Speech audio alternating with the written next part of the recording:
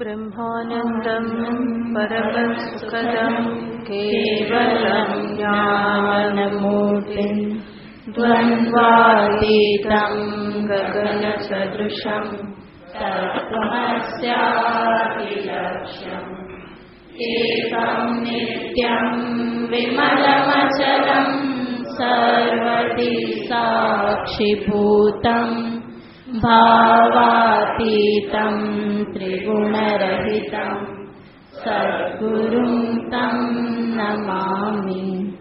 ॐ पार्थाय प्रतिबोधितां भगवता नारायणेन स्वयं व्यासेन ग्रथितां पुराणमुनिना मध्ये महाभारतम् अद्वैतामृतवर्षिणीं भगवतीं अष्टादशाध्यायिनीं अम्ब त्वामनुसन्दधामि भगवद्गीते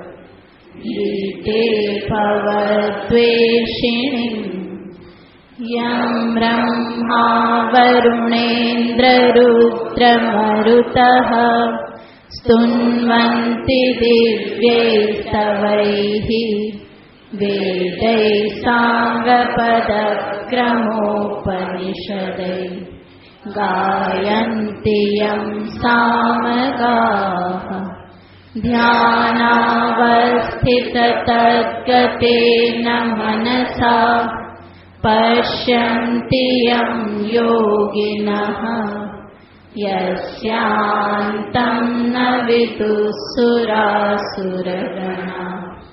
देवाय तस्मै नमः यस्यान्तं न विदुःसुरासुरगणा देवाय तस्मै नमः। श्रीभगवानुवाच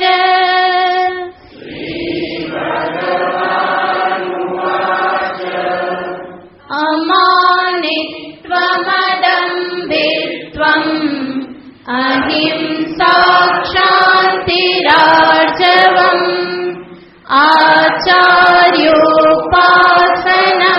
शौचम् स्थैर्यमात्मविनिग्रहः इन्द्रियार्थेषु वैराग्यम् अनहंकार एव च जन्म मृत्युजरा व्याधि दुःखदोषानुदर्शनम् असक्तिरनभिष्वङ्गः पुत्रदारगृहादिषु नित्यं च समचित्तत्वम् इष्टानिष्टोपपत्तिषु मयि चानन्ययोगेन भक्तिरव्यभिचारिणी विविक्तदेशसेवित्वम् अरतिर्जनसंसदि अध्यात्मज्ञाननित्यत्वम् तत्त्वज्ञानार्थदर्शनम् एतत् ज्ञानमिति प्रोक्तम् अज्ञानं यततोऽन्यथा। ભગવાન શ્રી કૃષ્ણચંદ્ર સાધકને માટે ઉપયોગી એવા જીવનના મૂલ્યો દર્શાવી રહેલા છે, જેને ભગવાન સ્વયં જ્ઞાન શબ્દથી દર્શાવવાના છે અને એના દ્વારા ભગવાન એનું મહત્વ સૂચિત કરે છે કે આ બાબત કેટલી બધી મહત્વની છે, જે અંતઃકરણ દ્વારા જે મન દ્વારા આત્મતત્વને સમજવાનું છે, ત્યાં કોઈક વિશેષ અંતઃકરણની અપેક્ષા રાખવામાં આવે છે. અને એના માટે જ આ બધા ધર્મ, મૂલ્ય, સદ્ગુણ, સંપત્તિ ભગવાન દર્શાવી રહેલા છે. કેટલાક એવા ગુણો ભગવાન દર્શાવે છે કે જે સર્વસામાન્ય છે, જગતની દરેક વ્યક્તિને લાગુ પડે છે. જે શરૂઆતમાં દર્શાવ્યા, અમાનિત્વમ, અદંભિત્વમ, અહિંસા, શાંતિ, આર્જવમ, આ બધા જ ગુણો પ્રત્યેક વ્યક્તિને માટે ધર્મરૂપ છે. ધર્મનું સામાન્ય લક્ષણ છે કે એવો વ્યવહાર કરવું કે જેનાથી બીજાને પીડા ન પહોંચે. તો આ બધા ગુણો ધારણ કરવાથી અન્યને પીડા આપવામાંથી હું ઘણે અંશે બચી જઉં છું. સ્વાભાવિક જ છે, કોઈ મારી સાથે જેવો વ્યવહાર કરે અને જો એ મને ન ગમે તો મારો પણ એવો વ્યવહાર સામેની વ્યક્તિને ન જ ગમે. તો આ માપદંડ છે. આને જ સર્વસામાન્ય નૈતિક મૂલ્ય કહેવામાં આવે છે. આપણે શાસ્ત્રમાં એને જ બીજા શબ્દમાં સામાન્ય ધર્મ કહેવામાં આવે છે. તો આ બધા સામાન્ય ધર્મ છે. અહિંસા ધારણ કરવી, દંભ ન કરવો, ભૂલ થાય ત્યારે મારી પોતાની જાતને હું જેવી રીતે ક્ષમા આપી દઉં છું એવી રીતે બીજાને પણ હું ક્ષમા આપું. મને હંમેશા ગમે છે કે મારી સાથે વ્યવહાર કરનારી વ્યક્તિ સરળ હોય. તો સામે મારો પણ ધર્મ થઈ જાય છે કે હું સરળતાથી વ્યવહાર કરું. તો આ બધા સામાન્ય ધર્મ છે, દરેકને સમાન રૂપે લાગુ પડનારા. મોટે ભાગે ભગવાન એવા જ મૂલ્યોની અહીંયા વાત કરે છે. પરંતુ એક બે મૂલ્યોને છોડીને બાકીના બધા જ સામાન્ય ધર્મ છે. 2 કે 3 મૂલ્ય એવા છે કે જે વિશેષ ધર્મ છે. વિશેષ ધર્મનો અર્થ છે વિશેષ વ્યક્તિને ઉદ્દેશીને કહેવામાં આવેલું હોય તે. જેમ કે આપણે વિચાર કરતા હતા, આચાર્યોપાસનમ, આચાર્યની ઉપાસના, ગુરુની ઉપાસના, ગુરુ ભક્તિ. તો એને પણ ભગવાને અહીંયા એક મૂલ્ય તરીકે દર્શાવેલું છે. અને આ જે મૂલ્ય જે છે કોના માટે છે? તો કે સાધકને માટે, મુમુક્ષુને માટે. સર્વસામાન્ય ધર્મ નથી, પરંતુ જે મુમુક્ષુ છે, જે જિજ્ઞાસુ છે, જેને અધ્યાત્મ પથમાં આગળ વધવાની ઈચ્છા છે, એવી વ્યક્તિને માટે આ મૂલ્યનું નિરૂપણ ભગવાન કરે છે. આચાર્યની ઉપાસના, જેના વિશે આપણે વિચાર કરેલો હતો કે શા માટે આચાર્યની જરૂર છે, આચાર્યની ઉપાસના એટલે શું, કેવી રીતે થઈ શકે. તો આચાર્યની જરૂર, અધ્યાત્મ પથે સાધક ચાલે તો થોડા સમયમાં જ એને ખબર પડવા લાગે છે કે કેટલી જરૂર છે. ખોટો અહંકાર લઈ અને એ બેઠો રહે તો જુદી વાત છે કે હું મારા બળે આગળ વધીશ, પરંતુ ખરેખર જો એ પ્રામાણિક હોય, અંતરથી ખરેખર સરળ હોય તો એને ખબર પડવાની જ છે કે કોઈક ને કોઈક માર્ગદર્શકની જીવનમાં અનિવાર્યતા છે. કારણ કે આ પથ કેવો છે? તો કહેવામાં આવે છે કે માર્ગ અજાણ્યો છે અને પ્રિયતમ પણ અજાણ્યા છે, જેને ક્યારેય જોયા નથી. તો જેને જોયા ન હોય અને માર્ગ પણ ખબર ન હોય તો ત્યાં કોઈકની એવાની જરૂર પડે જે માર્ગે ગયેલા છે અને જેને હું મળવા ઝંખું છું એને એ ઓળખે છે, તો જ મને ઓળખાણ કરાવી શકે. તો સામાન્ય વ્યવહારિક જગતમાં પણ કોઈ પણ વિદ્યા પ્રાપ્ત કરવાને માટે ગુરુની, એના જાણકારની જરૂર પડે છે. નાની એવી વિદ્યાને માટે પણ એનો જે જાણકાર હોય એની આવશ્યકતા છે. ધન કેવી રીતે કમાવવું તો એના માટે ગુરુ જોઈએ. કોમ્પ્યુટર કેવી રીતે શીખવું તો એના માટે કોમ્પ્યુટરના ગુરુ જોઈએ. કોઈ વિશેષ ભાષા શીખવી હોય તો એ ભાષા જે જાણતા હોય એને ગુરુ બનાવવા પડે. તો કોઈ પણ વિદ્યા જે છે એ આચાર્ય વગર, ગુરુ વગર, શિક્ષક વગર પ્રાપ્ત થતી નથી. તો આ તો અત્યંત સૂક્ષ્મ વિદ્યા છે અને એ વિદ્યા તરફ ક્યારેય પણ ગતિ કરેલી નથી. અને અત્યારે એ વિદ્યા તરફ હું ગતિ કરું છું, મને જોઈએ છે તો કોઈ એના જાણકારની શરણમાં મારે જવું જ પડે તો જ એ સંભવ બનવાનું છે. માટે ઉપનિષદ શાસ્ત્ર કહેશે તદ વિજ્ઞાનાર્થમ સ ગુરુમેવાભિગચ્છેત. ગુરુમ એવ અભિગચ્છેત. ગુરુની પાસે જ જાઓ. જાતે જાતે કરવાથી નહીં મળે. પંડિતોપી સ્વાતંત્રેણ બ્રહ્માન્વેષણમ માં કુર્યાત. ભગવાન શંકરાચાર્યજી મહારાજ એ મંત્રના ભાષ્યમાં કહેશે કે મોટો પંડિત હોય તો પણ બ્રહ્મની શોધ પોતાની જાતે જાતે એ માં કુર્યાત ન કરે.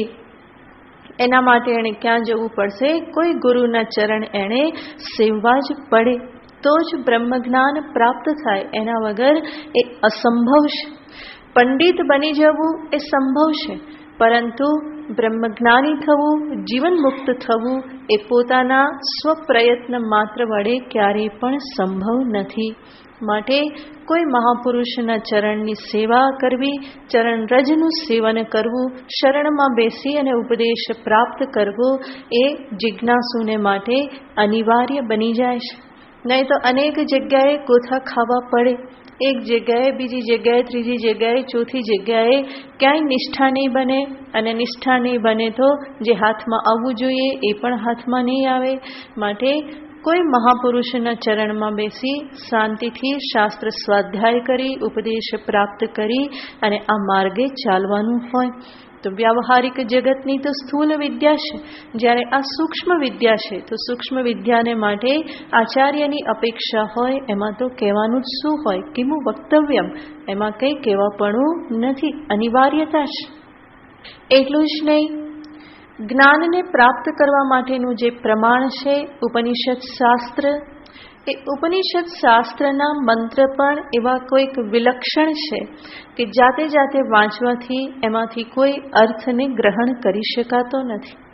માટે એ અર્થના જાણકાર, સમસ્ત ઉપનિષદના તાત્પર્યને સમજનાર અને એ તાત્પર્યને સામે રાખીને પ્રત્યેક મંત્ર, પ્રત્યેક શબ્દનો અર્થ કરનાર એવા કોઈ શ્રોત્રિય આચાર્ય હોય તો જ એ અર્થને હું બરાબર પામી શકું. નહીં તો જાતે જાતે અર્થ કરવા બેસું તો પોતાના જ મનના રાગ દ્વેષનું એમાં મિશ્રણ કરી અને હું કોઈક અર્થને એમાંથી ગ્રહણ કરી લઈશ. તો એવી રીતે મંત્રનો અર્થ કરી શકાતો નથી.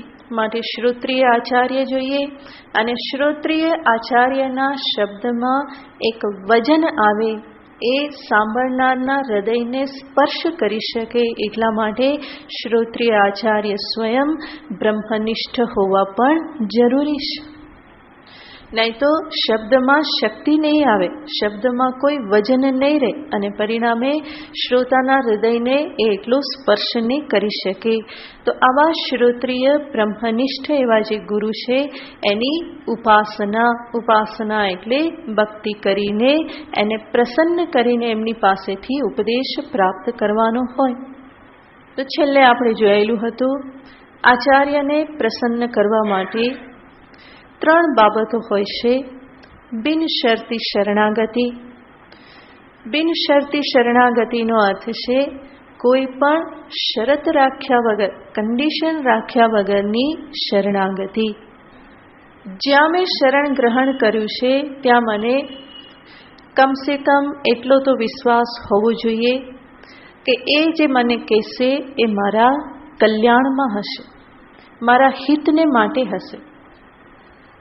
પોતાનો એમનો કોઈ સ્વાર્થ નથી અને એટલે એમના મુખમાંથી નીકળેલું પ્રત્યેક વચન મારા માટે મંગલકારી, કલ્યાણકારી હશે. અને એવા નિસ્વાર્થ, પરિતૃપ્ત, આત્મરત એવા જે આચાર્ય જે છે ત્યાં જ શરણાગત થવાનું હોય. ગુરવઃ વિરલઃ સંતિ શિષ્ય સંતાપ હારકાઃ. એવા ગુરુ બહુ વિરલ હોય છે કે જે શિષ્યના સંતાપને હરી લે, એના પાપ તાપ સંતાપને હરી અને એના હૃદયને શાંતિ પ્રદાન કરે, ટાઢક પ્રદાન કરે, એને પણ પોતે જે સ્થિતિમાં બિરાજમાન છે ત્યાં સુધી પહોંચાડવા માટે જે હંમેશા પ્રયત્નશીલ રહેશે.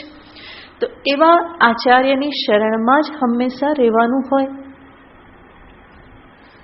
તો એ આચાર્યને માટે મારા અંતરમાં એ ભારોભાર વિશ્વાસ હોય કે એ જે કહેશે એ મારા હિતમાં હશે. સંભવ છે કે તાત્કાલિક કદાચ મને હિત ન દેખાય, મારા જ રાગદ્વેષના કારણે, મારી ટૂંકી બુદ્ધિના કારણે, પરંતુ લાંબી દ્રષ્ટિથી જો તો એમાં હિત જ રહેલું છે. પોતાના જ અનુભવથી ધીમે ધીમે એ વિચાર કરી પોતાની શ્રદ્ધાને એ દ્રઢ કરી શકે કે હંમેશા આ પ્રમાણે બનતું આવેલું છે, કીધેલું છે, અનુસરણ કર્યું તો હિત થયેલું છે. મારી ટૂંકી બુદ્ધિના કારણે મને તરત જ હિત ન દેખાય, પરંતુ આગળ જતા એમાં શું હંમેશા રહેલું છે? હિત, કલ્યાણ જ હંમેશા રહેલું છે. તો આવા પ્રકારે ગુરુ વેદાંત વાક્ય સુદ્રઢ શ્રદ્ધા જે કહેવામાં આવેલું છે એ શ્રદ્ધાના પરિપાકે જ આચાર્ય ચરણમાં શરણાગતિ પ્રાપ્ત થાય છે. અને શરણાગતિ હોય તો તરત જ બીજું સોપાન આપોઆપ જીવનમાં પ્રાપ્ત થાય છે, અને એ છે આજ્ઞા પાલન. શરણાગતિની સાથે સાથે આજ્ઞા પાલન આપોઆપ જ આવી જાય છે, કારણ કે જે આજ્ઞાનું પાલન કરે એ જ સાચો શરણાગત કહેવાય.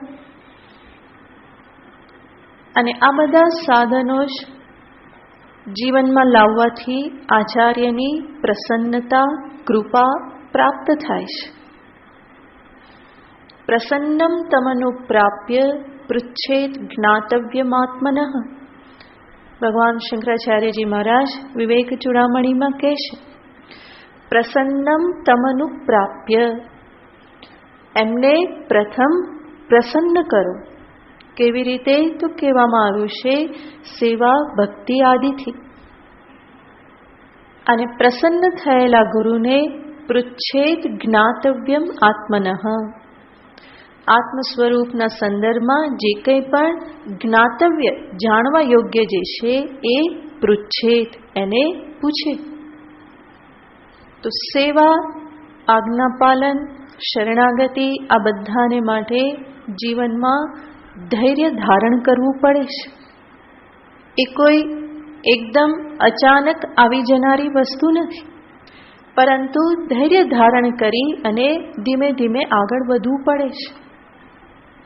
ફરી ફરીને એ સત્યને જોવું પડે છે કે જે કહેવામાં આવ્યું એનું અનુસરણ કર્યું તો આગળ જતા લાભ થયેલો છે. જે કહેવામાં આવ્યું એનું ઉલ્લંઘન કર્યું તો આગળ જતા કંઈ ને કંઈ નુકસાન થયેલું છે. આ અન્વય વ્યતિરેકનો આધાર લઈ અને જેમ જેમ સમય જાય એમ એમ શિષ્યના અંતરની શ્રદ્ધા વધતી જાય છે.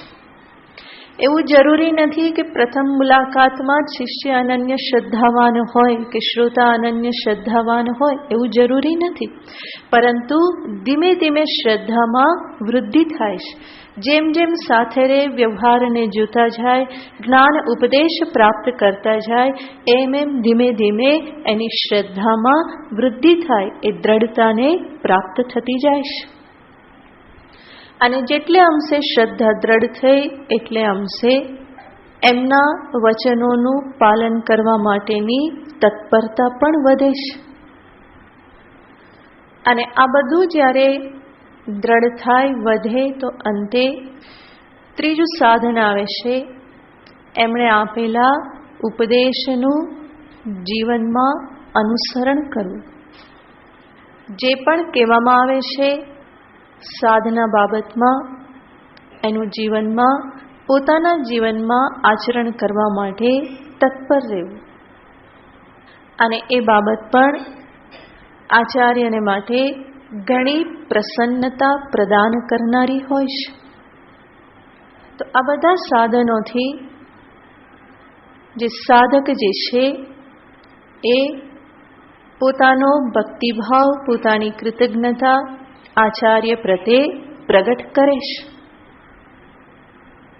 ફરી ફરીને યાદ રાખવું જોઈએ કે વેદાંત સિદ્ધાંતમાં નિષ્ઠ એવા આચાર્યને પોતાનો કોઈ સ્વાર્થ હોતો નથી.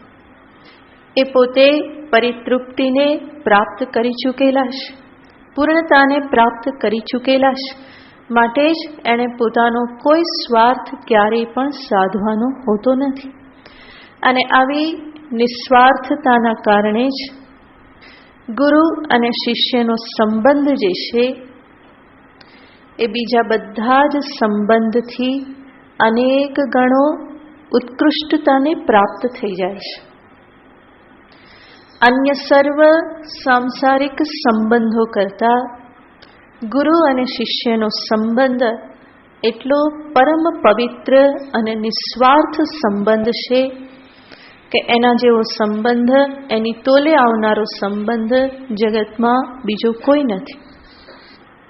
સાધકની શ્રદ્ધા અને આચાર્યનો નિસ્વાર્થ પ્રેમ, એનું અહેતુક દયા સિંધુત્વ,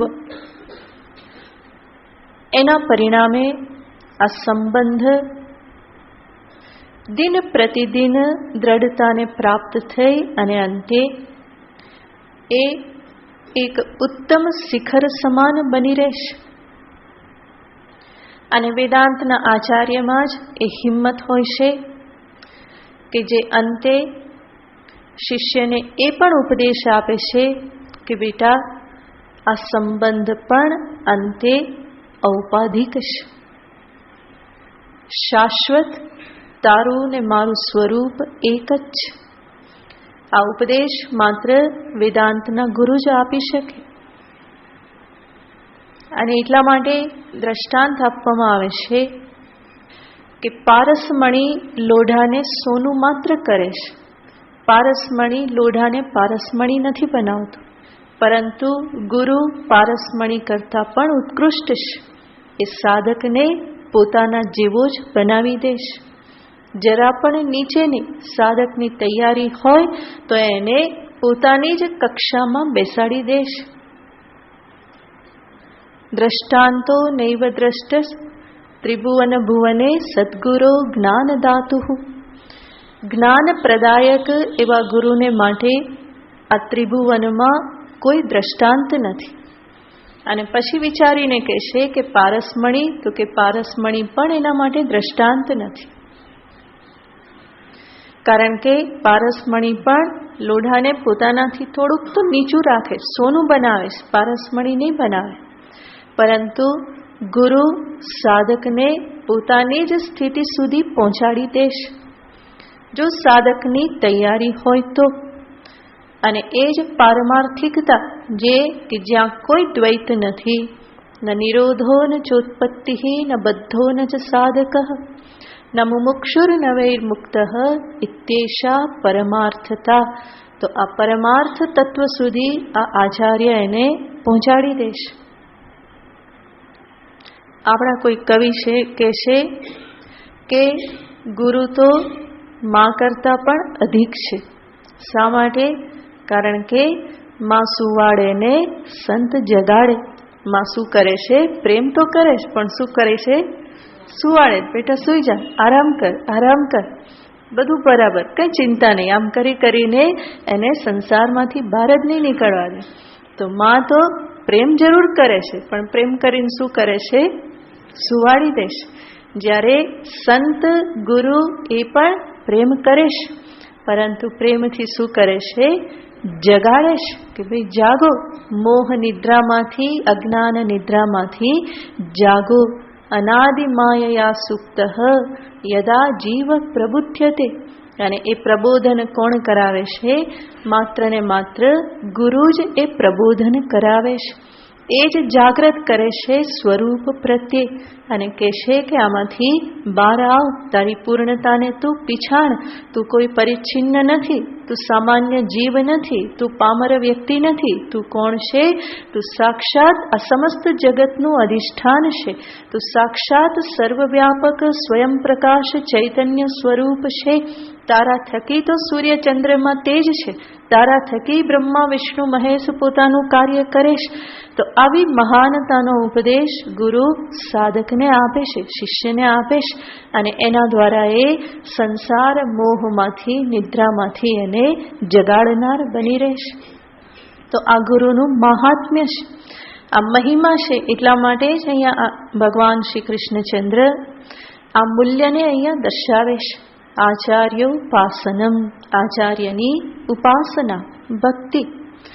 અને જેણે પણ આચાર્ય પાસેથી જ્ઞાન પ્રાપ્ત કર્યું એના અંતરમાં સ્વાભાવિક રીતે જ આ ભક્તિ, આ કૃતજ્ઞતા, આ અનન્ય વિશ્વાસ એ પ્રગટ થવાના જ.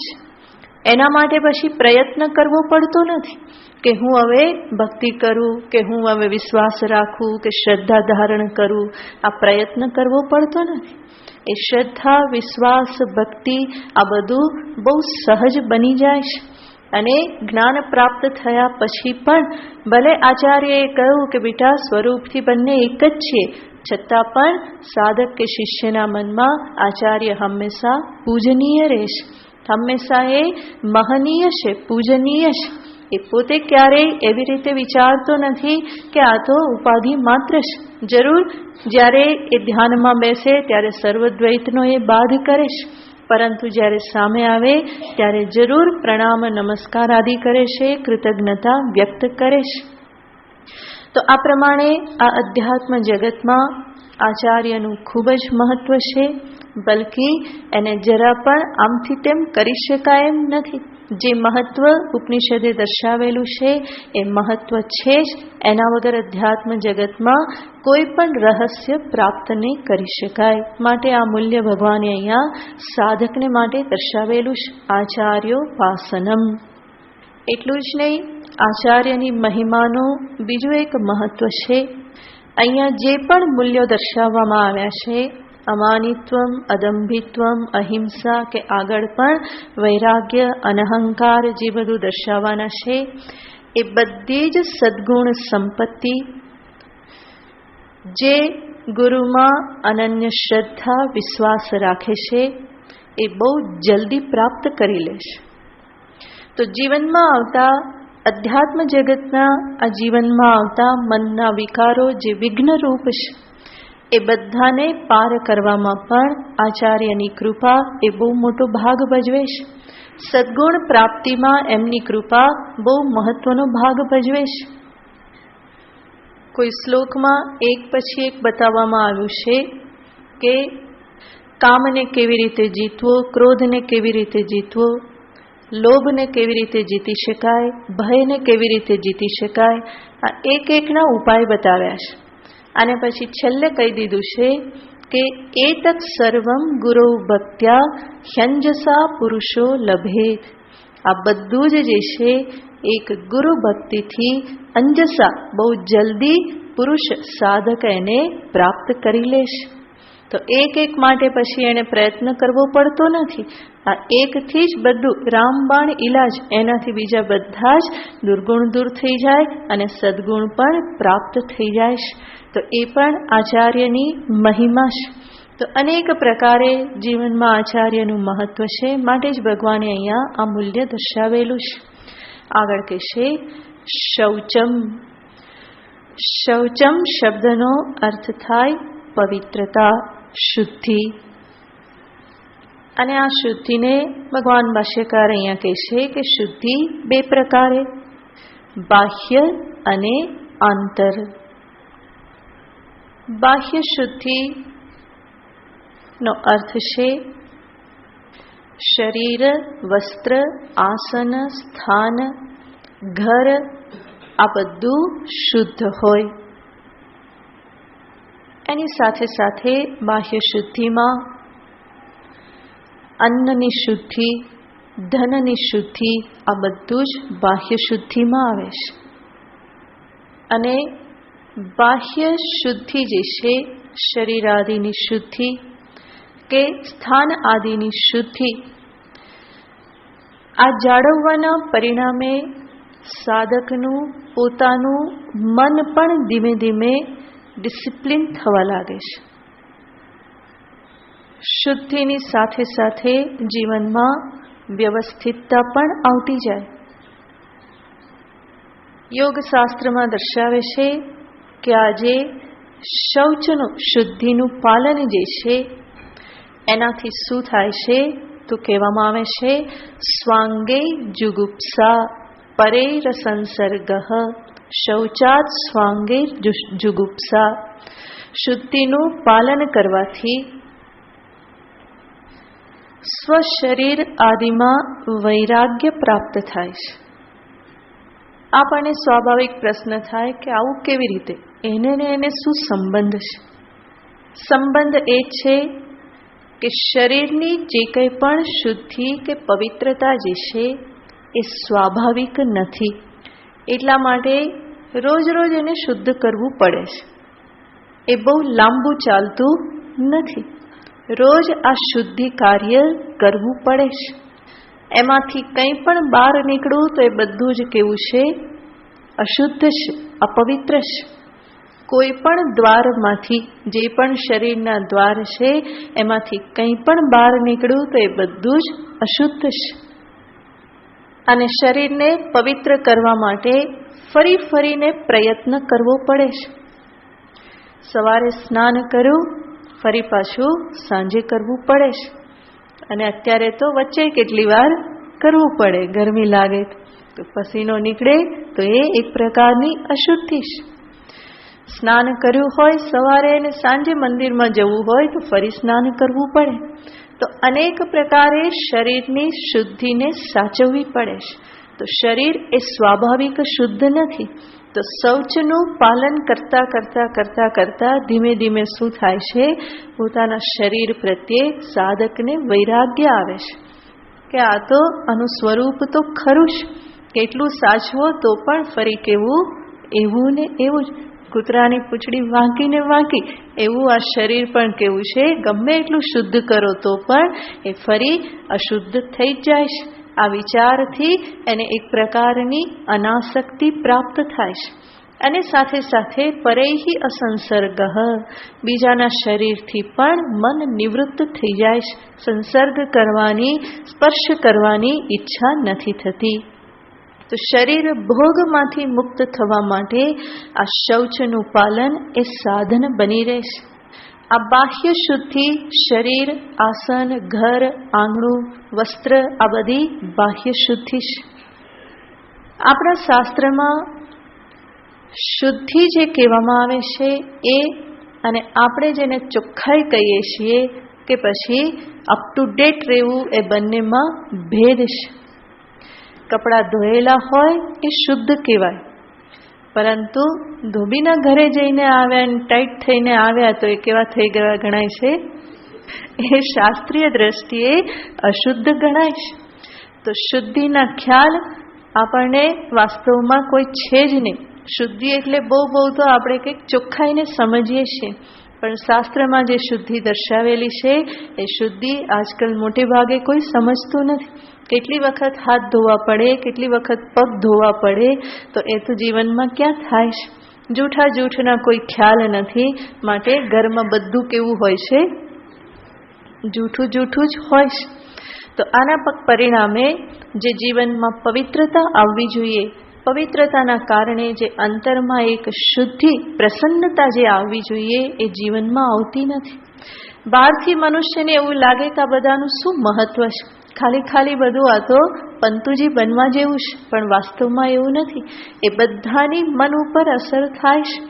શુદ્ધિ નથી જળવાતી, એટલા માટે મન પણ સાફ કરતા કરતા બહુ વાર લાગી જાય છે. તો શુદ્ધિનો અર્થ ભગવાન અહીંયા જે ગણાવે છે એ છે શાસ્ત્રીય પવિત્રતા. પણ એ પાલન ના થાય તો કમસે કમ ચોખ્ખાઈ તો રાખવી, બરાબર? એમાંથી પણ જવું નહીં. તો એટલું તો કમસે કમ જીવનમાં રાખતા શીખવું કે શરીર, વસ્ત્ર, આસન, સ્થાન, ઘર, આંગણું આ બધું ચોખ્ખું હોય. અને જેવી રીતે બાહ્ય શુદ્ધિ એવી જ રીતે આંતર શુદ્ધિ કહેવામાં આવે છે. આંતર શુદ્ધિનો અર્થ છે મનની શુદ્ધિ. જેવી રીતે શરીરને રોજ રોજ સાફ કરવું પડે છે, એવી જ રીતે મનને પણ રોજ રોજ સાફ કરવું પડે.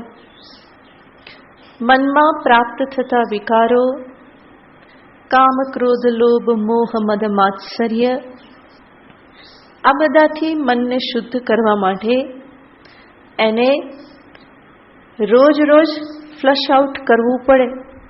કારણ કે એ જામી ગયેલી સૂક્ષ્મ ઘણી બધી ગંદકીઓ છે, અશુદ્ધિ છે. તો શરીર ઉપર તો 2-4 ડબલા નાખી દીધા તો સ્નાન થઈ જાય છે. એવી રીતે કોઈ જગ્યાએ કંઈ ધોવાનું હોય તો એક ડોલ રેડી દીધી તો ધોવાઈ જાય છે. પરંતુ જ્યાં ઘણા સમયથી જામી ગયેલું હોય, સૂક્ષ્મ ગંદકી હોય, ત્યાં શું કરવું પડે? બહુ ફોર્સમાં પાણી નાખવું પડે અને સાથે સાથે ઘસવું પડે, તો વધારે પરિશ્રમ કરવો પડે છે. એવી જ રીતે અહીંયા જ બાહ્ય શુદ્ધિ તો થઈ જાય છે, આસાન છે, પરંતુ મનની શુદ્ધિને માટે વિશેષ પ્રયત્ન કરવો પડે છે. અને એના માટે તો બધી સાધના છે. બલ્કિ આ બધા મૂલ્યો દર્શાવવામાં આવે છે એ પણ એક પ્રકારે આ મનની, અંતઃકરણની શુદ્ધિને અર્થે જ છે. દુર્ગુણોની નિવૃત્તિ કરવા માટે જ કહેવામાં આવે છે. અને મનને શુદ્ધ કેવી રીતે કરી શકાય એના માટેનો ઉપાય છે. એક ઉપાય છે સત્સંગ. નવારિણા શુદ્ધ્યતિ અંતરાત્મા. અંતરાત્મા જે છે એ પાણીથી શુદ્ધ નથી થતું, પરંતુ એના માટે કયું જલ જોઈએ? સત્સંગ રૂપી જલ જોઈએ. તો સત્સંગ સાંભળતા સાંભળતા શરૂઆતમાં તો ધીમે ધીમે એ ખ્યાલ આવે કે આપણી પણ ક્યાંક ભૂલ થાય છે. પહેલો ખ્યાલ શું આવે? આપણી પણ ક્યાંક ભૂલ થાય છે, ભૂલ થઈ શકે. નહીં તો સત્સંગમાં આવ્યા એ પહેલા શું મનાતું હતું? સંભવ જ નથી મારી ભૂલ. તો હંમેશા ભૂલ ક્યાં થાય? બીજે જ થાય, દોષારોપણ બીજે થાય. પણ સત્સંગ આ પહેલું કામ શીખવાડે છે, પહેલું સોપાન ચડાવે છે કે જ્યાં આ સંભાવના બુદ્ધિ બનવા લાગે છે કે આપણી પણ ક્યાંક ખામી છે, મારી પણ ક્યાંક ભૂલ થઈ શકે, કંઈક મારામાં પણ ગરબડ છે. ગરબડ હંમેશા બહાર જ હોય એવું જરૂરી નથી, અહીંયા પણ કંઈક ગરબડ હોઈ શકે એવી બુદ્ધિ બનવા લાગે છે. અને એક વખત એ બુદ્ધિ બને તો પછી શું ખામી છે, ક્યાં ગરબડ છે એ શોધવા માટેનો પ્રયત્ન થાય. એ પ્રયત્ન થયો અને ખ્યાલ આવી ગયો કે આ ખામી છે, તો પછી એને દૂર કરવા માટેનો નિશ્ચય થાય. દૂર કરવા માટેનો નિશ્ચય થાય તો એના માટેના ઉપાયને માટે પ્રયત્ન થાય. ઉપાય શોધ્યા, ફરી ઉપાય માટેનું ઉપાયનું જીવનમાં આચરણ થાય. તો આ બધું કાર્ય શેના થકી સંભવ બને છે? સત્સંગ થકી સંભવ બને છે. અને આમાંનું કોઈ કાર્ય થતું હોય તો જ સમજવું કે સત્સંગ સફળ થઈ રહેલો છે. જો અંદર કંઈ હલતું ના હોય તો શું સમજવાનું? બધું ઉપરથી, તો બધું રામ રામ. જીવનની સાથે સત્સંગ પણ શું થઈ જશે? રામ રામ થઈ જશે. તો સત્સંગમાં આવવાથી આ બધા કાર્ય જો મનમાં થવા લાગે, મનમાં કંઈક ચચરાટ થવા લાગે, અંદર કંઈક બધું ફરવા લાગે, ઘૂમવા લાગે, તો સમજવાનું કે સત્સંગ કંઈક સફળ થઈ રહેલો છે. જીવનમાં કંઈક વિક્ષેપ થવા લાગે, સંઘર્ષ થવા લાગે મનમાં, તો સત્સંગ સફળ થયો કેવો? એટલા માટે કહેવામાં આવે કે આ સત્સંગ હોમિયોપેથી દવા જેવો છે. હોમિયોપેથી દવા લો ને તો પહેલા રોગ શું થાય? વધે. અને તમે ડૉક્ટરને કહો કે આ દવા લેવાથી તો આ બધું વધી ગયું, તો એ હોમિયોપેથી ડૉક્ટર બહુ ખુશ થાય કે બહુ સરસ, બહુ સરસ. દર્દીને સમજાય કે આ સરસ છે નું કે આ બધું વધી ગયું, તો પેલા ડૉક્ટર કે ના બહુ સરસ. કેમ? કારણ કે દવા બરાબર લાગુ પડેલી છે, અસર થઈ રહેલી છે. એવી રીતે આ સત્સંગમાં પણ સત્સંગમાં આવે અને અંતરમાં સંઘર્ષ શરૂ થવા લાગે, કંઈક અંદર ચચરાટ થવા લાગે, તો સમજવાનું કે સત્સંગ બરાબર લાગેલો છે, આ દવા બરાબર ત્યાં એ લાગુ પડી ગઈ છે. કંઈક કાર્ય કરી રહેલી છે, એમનેમ જ બુઠ્ઠી થઈને અંદર બેઠી ગયેલી નથી, પણ કંઈક કાર્ય કરી રહેલી છે. તો આ સત્સંગથી અંતઃકરણની અશુદ્ધિ સંભવ બને છે. બીજો ઉપાય છે ભગવત ભક્તિ, શ્રી પ્રભુનું શરણ, એના પ્રત્યે પ્રેમ, અને હૃદયથી ફરી ફરીને એમને પ્રાર્થના. ત્રીજો ઉપાય છે પોતાના તરફથી દ્રઢ સંકલ્પ. અને ચોથો સૌથી પ્રબલ ઉપાય છે આંતરનિરીક્ષણ.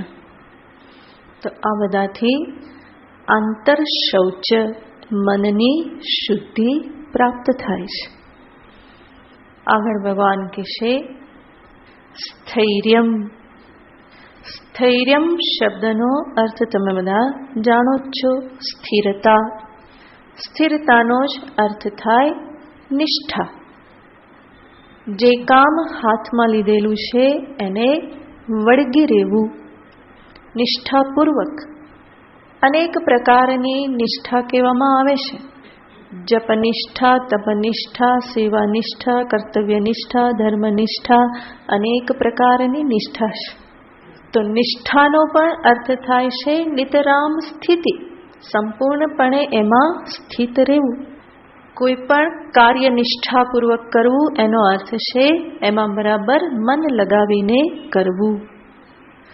સાધકને માટે જ્યારે નિષ્ઠાની વાત કરવામાં આવે તો ત્યાં બે નિષ્ઠા હોય છે, કર્તવ્ય નિષ્ઠા અને ધ્યેય નિષ્ઠા. કર્તવ્ય નિષ્ઠા, મને જે કર્મ પ્રાપ્ત થયેલું છે એ હું નિષ્ઠાપૂર્વક કરું. જે કર્તવ્યમાં મારા ગમા અણગમાને કોઈ સ્થાન નથી, માટે જ જે કરવાનું છે એને હું યોગ્ય રીતે, સારામાં સારી રીતે કરું. એ વ્યાવહારિક કર્તવ્ય હોય તો પણ, કારણ કે એ પણ કર્મયોગ ભાવનાથી થાય તો શુદ્ધિ માટેનું સાધન છે. તો કર્તવ્ય નિષ્ઠાનો અર્થ છે આરંભે શુરા બનીને ના રહેવું. શરૂઆત બહુ જોરશોરથી કરે અને પછી હવા નીકળી જાય કે હવે તો આ નહીં થાય, તો એવી રીતે નહીં. પરંતુ જે કરીએ એ સ્ટેડીનેસ સાથે હોય, સ્થિરતાપૂર્વક. ભલે ધીમે ધીમે થાય, બહુ મોટા સમારંભો કરવાની જરૂર નહીં, પરંતુ જે કરીએ તે શાંતિથી, નિષ્ઠાપૂર્વક અને પૂર્ણ થાય ત્યાં સુધી કરીએ. બીજી નિષ્ઠા છે ધ્યેય નિષ્ઠા. જીવનનું જે પરમ ધ્યેય, પરમ લક્ષ્ય છે એના પ્રત્યે નિષ્ઠા, એમાં સ્થિરતા. અને એના માટે કેટલીક સ્પષ્ટતા મારે સર્વપ્રથમ પ્રાપ્ત કરવી પડે છે. સૌથી પહેલા તો સમજવું પડે ધ્યેય શું છે. ધ્યેય નિષ્ઠા માટે પ્રથમ જરૂરી છે ધ્યેય સ્પષ્ટતા. મારે શું જોઈએ છે, જે જોઈએ છે એનું સ્વરૂપ શું છે, એ સાધ્ય છે, સિદ્ધ છે, કર્મથી મળે, જ્ઞાનથી મળે, પ્રાપ્તની પ્રાપ્તિ છે કે અપ્રાપ્તની પ્રાપ્તિ છે. તો શું જોઈએ છે, કેવી રીતે મળે, આ બધી સ્પષ્ટતા પહેલા હોવી જોઈએ. અને એક વખત ફોર્મેટ ક્લિયર થઈ ગઈ તો પછી નિષ્ઠાપૂર્વક એમાં લાગી જવાનું હોય. તો નિષ્ઠાથી લાગવા માટે પહેલા આ બધી સ્પષ્ટતા જરૂરી છે. અને ધ્યેયના માટે જે કરવું જોઈએ એ કરવા માટેની તૈયારી, જે છોડવું જોઈએ એ છોડવા માટેની તૈયારી, એને કહેવાય છે નિષ્ઠા. કોઈ પણ કાર્યની સિદ્ધિમાં આ નિષ્ઠાની આવશ્યકતા છે. વ્યાવહારિક કાર્ય સિદ્ધિમાં પણ એની જરૂર હોય છે. તો અધ્યાત્મ જગતમાં તો જરૂર હોય જ. મેરું તો ડગે પણ જેના મનડા ન ડગે. તો એવી ધીરતા, મેરુ જેવી ધીરતા, એનું જ નામ ફકીર જેની મેરુ જેવડી ધીર. જેની ધીર મેરુ જેવડી છે, ધૈર્ય જેનું એવું છે એ જ સાચો ફકીર છે. તો સ્થિરતાનો અર્થ છે ગમે તે વિઘ્ન આવે પરંતુ એમાંથી ડગું નહીં, એમાંથી હું ચલિત ન થઉં. જેવી રીતે ભગવાનનું નામ છે અક્ષોભ્ય, સાધકે પણ કેવા બની રહેવાનું છે? અક્ષોભ્ય. કોઈ પણ વિઘ્નથી એ પાછો ના હટે, ક્ષુબ્ધ ન થાય. ઈષ્ટદેવમાં નિષ્ઠા, ગુરુમાં નિષ્ઠા, મંત્રમાં નિષ્ઠા, પોતાની સાધના પદ્ધતિમાં નિષ્ઠા, શાસ્ત્રમાં નિષ્ઠા, આ બધી નિષ્ઠા જીવનમાં આવશ્યક હોય છે. અને નિષ્ઠાપૂર્વક જે લાગે છે એને જરૂર સિદ્ધિ પ્રાપ્ત થાય જ. નિષ્ઠા હંમેશા સાધકનું રક્ષણ કરે છે. એક સુભાષિતમાં સરસ કહેવામાં આવ્યું છે, ક્રિયા સિદ્ધિ સત્વે ભવતિ મહતામ નોપકરણે. મહતામ, મહાન પુરુષોને માટે સિદ્ધિ ક્યાં વસેલી છે? તો કે એમના મનમાં જ, ન ઉપકરણે, બાહ્ય સાધનોમાં નહીં. તો એમનો દ્રઢ સંકલ્પ, દ્રઢ નિષ્ઠા જ એમને સિદ્ધિ અપાવે છે. ક્રિયા સિદ્ધિ ભવતિ મહતામ સત્વે ન ઉપકરણે. ઉપકરણ એટલે બાહ્ય સાધન સંપત્તિ.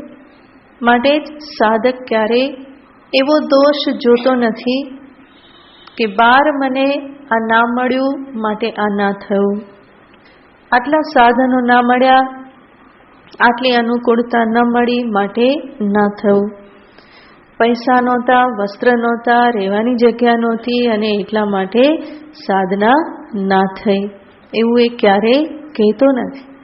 એની તો એક જ લગન, બસ સાધ્ય સિદ્ધ કરવું છે અને એના માટે જે કરવું પડે કરવા માટે તૈયાર છે. બાકીનું બધું તો ધન, વસ્ત્ર, સ્થાન એ બધું તો પ્રારબ્ધ વશ મળે છે. એ જાણે છે, એના માટે પ્રયત્ન કરવાની જરૂર નથી, એ તો મળી જ જવાનું છે.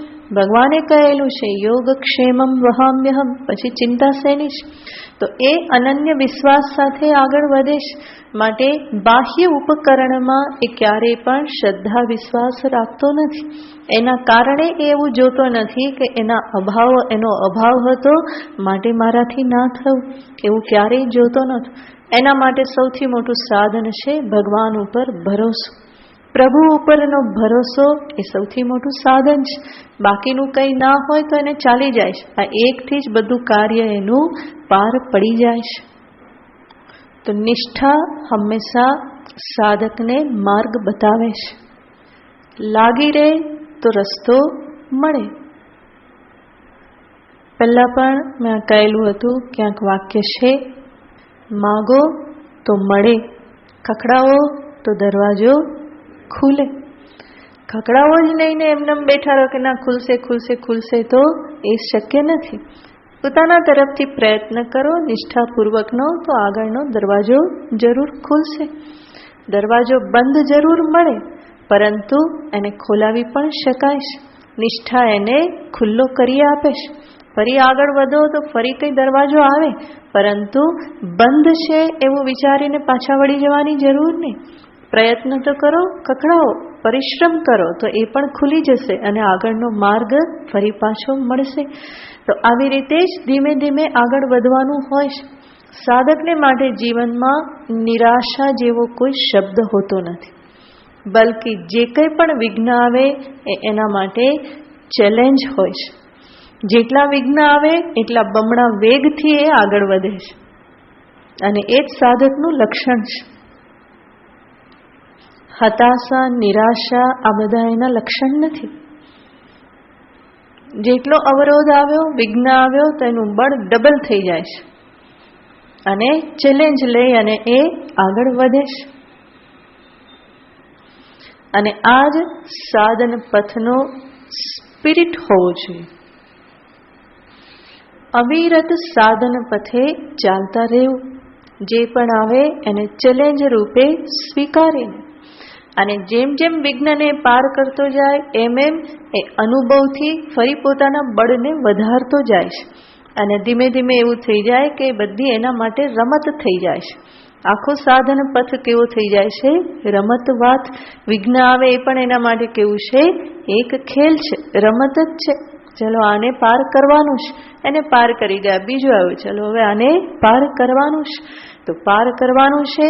બાજુમાંથી રસ્તો થાય તો કરી લો, નહીં તો સામે ભીડાઈને પણ પોતાનો રસ્તો એમાંથી કાઢી લો.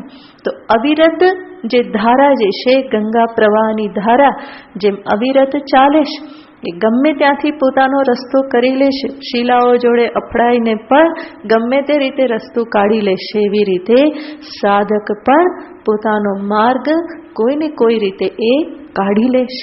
એ કોઈનાથી ડરતો નથી, હતાશ નિરાશ ક્યારેય થતો નથી, પાછા પગલા ક્યારેય પણ ભરતો નથી, બલ્કિ હંમેશા આગળ જ વધે છે.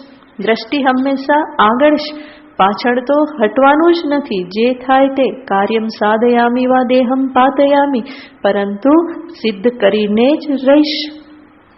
તો આ પ્રકારની જે નિષ્ઠા એને કહેવામાં આવે છે સ્થિરતા, જે સાધકને માટે બહુ જ આવશ્યક છે. બાહ્ય વિઘ્નો અધ્યાત્મ સાધનામાં જરૂર આવવાના, આંતર વિઘ્નો પણ એટલા બધા આવવાના જ છે. અને શ્રેયાંસી બહુ વિઘ્નાની, જ્યારે પણ શ્રેયસ પથે ચાલવામાં આવે તો અનેક વિઘ્નો એમાં આવતા જ રહેવાના છે. તો વિઘ્નથી જે ડરી જાય એનું નામ સાધક નહીં. વિઘ્ન જોઈને જે ઉત્સાહિત થાય એનું નામ જ સાધક. આગળનું મૂલ્ય ભગવાન કહેશે આત્મવિનિગ્રહ. સ્થૈર્યમ પછી આત્મવિનિગ્રહ. આત્મવિનિગ્રહનો અર્થ જોઈએ તો ગ્રહ શબ્દનો અર્થ છે પકડવું. નિગ્રહ શબ્દનો અર્થ છે નિતરામ ગ્રહ, બરાબર પૂરેપૂરું પકડવું. અને વિનિગ્રહ વિશેષેણ નિતરામ ગ્રહ, વિશેષ રૂપે પકડવું, ક્યારેય પણ છટકે નહીં એવી રીતે, તો એને કહેવાય છે વિનિગ્રહ. અને અહીંયા શેનો વિનિગ્રહ કહ્યું છે? આત્મવિનિગ્રહ. અને આત્મ શબ્દનો અર્થ અહીંયા થાય છે શરીર, ઇન્દ્રિય, મન, બુદ્ધિ. આત્મા એટલે સચ્ચિદાનંદ આત્મા નહીં, કારણ કે એને પકડવાનું નથી, એ તો સર્વત્ર છે જ. એ ક્યાંય આડો અવડો જાય એમ નથી. જે આડું અવડું જાય એવું હોય એને જ પકડવું પડે. તો આત્મવિનિગ્રહનો અર્થ છે પોતાના કાર્યકરણ સંઘાત ઉપરનો કાબુ, પ્રભુત્વ, નિયંત્રણ. શરીર, મન આ બધા પોતાના નિયંત્રણમાં હોય, પોતાનું એના ઉપર પ્રભુત્વ હોય. જેવી રીતે સારથીનું ઘોડા ઉપર પ્રભુત્વ હોય છે, ઘોડા સાધેલા હોય એના ઉપર પ્રભુત્વ હોય. એવી રીતે મારા શરીર, ઇન્દ્રિય, મન આ બધું સાધેલું હોય, સંસ્કૃત હોય, શિક્ષિત હોય, એને બરાબર કેળવાયેલું હોય, શિક્ષણ આપવામાં આવેલું હોય, અને પરિણામે ઈશારાથી કામ કરતું થઈ જાય. જે ઘોડો સધાયેલો ના હોય એને બહુ ચાબખા મારવા પડે, ચાબુક મારવી પડે, લગામ ફરી ફરી ઉગામી અને એને મારવી પડે. પરંતુ તેજીને ટકોર, જે સાધેલો ઘોડો હોય એને કંઈ મારવું પડતું નથી. એ તો એના ઉપર બેઠેલો સવાર કે સારથી જે છે એના ઈશારા માત્રને, એક ટચકારા કે એક અવાજ માત્રને સમજી અને એ આગળ ભાગે છે. એના એક આંગળીના સ્પર્શ માત્રને સમજીને પણ એ કાર્ય કરે છે. તો એને કહેવાય છે તેજીને ટકોર. જરાક ટકોર કરી કે એ સમજી જાય છે. ત્યાં લગામ ઉગામવાની ચાબુકના ફટકા મારવાની જરૂર પડતી નથી. એવી રીતે ભગવાન અહીંયા કહેશે કે સાધકનો પોતાનો આ કાર્યકરણ સંઘાત, સમસ્ત ઉપાધિ જે છે એ કેવા પ્રકારની હોય? આવી સધાયેલી, કેળવાયેલી હોય, એના નિયંત્રણમાં હોય. શરીર એના નિયંત્રણમાં, ઇન્દ્રિયો નિયંત્રણમાં. ઈચ્છે ત્યારે ઇન્દ્રિયો કાર્યરત થાય, ઈચ્છે ત્યારે ફરી સમેટીને બેસી જાય. કુર્મોંગાનીવ સર્વશઃ. ભગવાન ત્યાં સ્થિતપ્રજ્ઞને માટે કહે છે. અહીંયા કોને માટે કહે છે? જોરથી બોલો. હા, તો અહીંયા સાધકને માટે. આ ભગવાને ખાલી એ સાધક માટે જુદા કરીને કીધા, બાકી બધા એકના એક જ છે મોટે ભાગે. તો આત્મવિનિગ્રહ એનો અર્થ આ રીતે શરીર, મન આદિ કેળવાયેલા હોય. કેળવાયેલા હોય એનો અર્થ જ્યારે એને પ્રવૃત્ત કરવા હોય ત્યારે કરી શકું, જ્યારે પાછા વાળવા હોય ત્યારે એને હું વાળી શકું. અને આના માટે પણ ફરી ફરીને આંતરનિરીક્ષણ કરી અને પ્રયત્ન કરવો પડે છે. શરીર તો સ્થૂલ છે, કદાચ એને હું નિયમિત કરી દઉં, આસન બાંધીને બેસાડી દઉં. મોટે ભાગે એ પણ થતું હોતું નથી, પણ મહેનત કરે તો કદાચ એ થઈ જાય. પણ મન જે છે એ એવી રીતે પકડાતું નથી. માટે એના માટે જુદા જુદા ઉપાયનો આશ્રય લઈ અને મનને નિયંત્રિત કરવું પડે છે. એના માટે પણ ફરી ઉપાય છે સત્સંગ, પ્રાણાયામ, અધ્યાત્મ શાસ્ત્રનો અભ્યાસ, આંતરનિરીક્ષણ કરીને પોતાની વાસનાઓને ઓળખવી, જેના કારણે મન ભાગે છે, વિક્ષિપ્ત થાય છે, એને ઓળખી અને એમાંથી મનને બહાર કાઢવું. તો આ બધા એના ઉપાયો છે. મન એ ખરેખર એક અદ્ભુત ચીજ છે અને બહુ સુંદર છે. આપણે મોટે ભાગે મનને હંમેશા નિંદા કરતા રહીએ છીએ. મન આવું છે, તેવું છે, પણ વાસ્તવમાં ભગવાન તરફથી પ્રાપ્ત થયેલી એ બહુ સુંદર ભેટ છે. બલકી એવી ભેટ છે કે જેના થકી જ આત્મજ્ઞાન પ્રાપ્ત થાય છે. મનસા એવ ઇદમ આપ્તવ્યમ. મન વડે તો પ્રાપ્ત કરવાનું છે. પણ મન એક સાધન છે અને સાધનની ખૂબીઓને જ્યારે સમજી લેવામાં આવે તો એનો યથાયોગ્ય ઉપયોગ થઈ શકે. પણ સાધનને સમજીએ નહીં તો એનો દુરુપયોગ થાય અને એ નુકસાન કરાવે. જેવી રીતે કાર એક સાધન છે. ડ્રાઇવિંગ આવડે બરાબર તો એ ઘણું ઉપયોગી છે. અને જો એને ચલાવતા ન આવડે અને એનો ઉપયોગ કરવા બેઠા તો પોતાનું તો જોખમ અને સાથે સામે આવ્યા એ બધા માટે પણ જોખમ છે, નુકસાન છે. તો કોઈ પણ સાધન માટે આ હકીકત છે. મન પણ એક સુંદર સાધન છે. જો એનો ઉપયોગ કરતા આવડ્યો તો એ બેડો પાર કરાવનાર છે અને ઉપયોગ કરતા ન આવડ્યો તો સંસારરૂપી ખાઈમાં એ પતન કરાવનાર છે. જો ઉપયોગ કરતા બરાબર આવડ્યો તો ક્ષણે ક્ષણ પ્રસન્નતા પ્રદાન કરનાર છે અને ન આવડ્યો તો ક્ષણે ક્ષણ રડાવતા પણ એને આવડે છે. તો આને સામે રાખી અને સાધકે મનને ધીમે ધીમે કેળવવાનું હોય. એને એક મિત્રની જેમ, બાળકની જેમ જોઈ અને ધીમે ધીમે એને કેળવવાનું છે. જરૂર પડે તો એને સંબોધન કરો, ધીમે ધીમે સમજાવો. જેવી રીતે આપણે બીજાને સમજાવીએ છીએ અને બીજાને સમજાવવામાં કેટલા બધા એક્સપર્ટ છીએ. ક્યાંય કંઈ તકલીફ થઈ હોય તો તરત જ ઘણા બધા ઉપાય બતાવી દઈએ છીએ અને ઘણા બધા ઉપદેશ પણ આપી દઈએ છીએ. તો જેવું બીજાને કહીએ છીએ એવું જ પોતાના મનની સાથે વાર્તાલાપ કરીએ. અને જેને મનની સાથે યોગ્ય વાર્તાલાપ કરતા આવડી ગયો એના માટે પછી મનને સમજાવવું, મનને નિયંત્રણમાં રાખવું ઘણું સરળ થઈ જાય છે. માટે આપણા સંતો, ભજનિકો અનેક ભજન પોતાના મનને સંબોધીને લખે છે.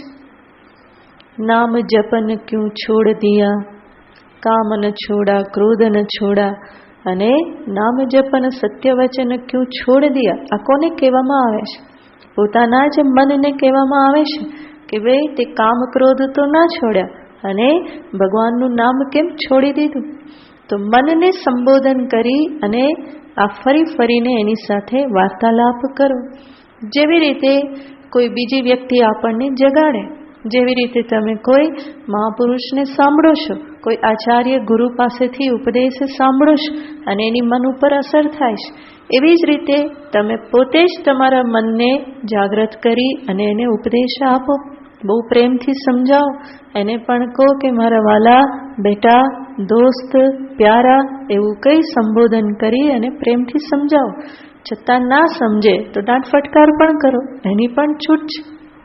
છતાં ના સમજે તો કોઈ સજા પણ પ્રદાન કરો, કંઈક સજા ધારણ કરો.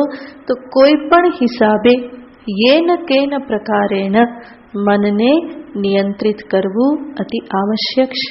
તો આત્મવિનિગ્રહ ભગવાને અહીંયા એટલા માટે જ એ કહ્યું, કારણ કે મનના સહારે તો યાત્રા કરવાની છે અને મનમાં જે બધા વિકાર છે એ જ બહુ મોટા વિઘ્નો છે. બહારના વિઘ્નો તો એટલા મોટા નથી, પણ આંતરિક જે વિઘ્નો જે છે એ વિઘ્નોને પાર કરવા માટે મન ઉપર આ પ્રમાણે નિયંત્રણ હોવું, એના પર પ્રભુત્વ હોવું એ બહુ જ જરૂરી છે. તો શરીર ઉપર પ્રભુત્વ, મન ઉપર પ્રભુત્વ એ બંનેને ભગવાને અહીં કહ્યું આત્મવિનિગ્રહ. અને આ જે શરીર અને મન ઉપરનો નિગ્રહ કે પ્રભુત્વ જે છે એને પ્રાપ્ત કરવા માટેના જે બીજા સાધન છે વૈરાગ્ય આદિ, એનો ભગવાન ફરી આગળ ઉપદેશ આપે છે આગળના શ્લોકમાં. ઇન્દ્રિયાર્થેષુ વૈરાગ્યમ. વૈરાગ્યમ, વૈરાગ્ય ક્યાં? ઇન્દ્રિયાર્થેષુ, ઇન્દ્રિયોના વિષયોમાં. ઇન્દ્રિયોના વિષય છે શબ્દ, સ્પર્શ, રૂપ, રસ, ગંધ. તો જ્ઞાનેન્દ્રિય જે વિષયમાં ફરીને જાય છે એ ઇન્દ્રિયોના વિષયોમાં વૈરાગ્ય, જેને પછી જોઈશું. ઓમ પૂર્ણમદ પૂર્ણમિદં પૂર્ણાત પૂર્ણમુદચ્યતે પૂર્ણસ્ય પૂર્ણમાદાય પૂર્ણમેવાવશિષ્યતે. ઓમ શાંતિ શાંતિ શાંતિ. હરિ ઓમ. શ્રી ગુરુભ્યો નમઃ. હરિ ઓમ.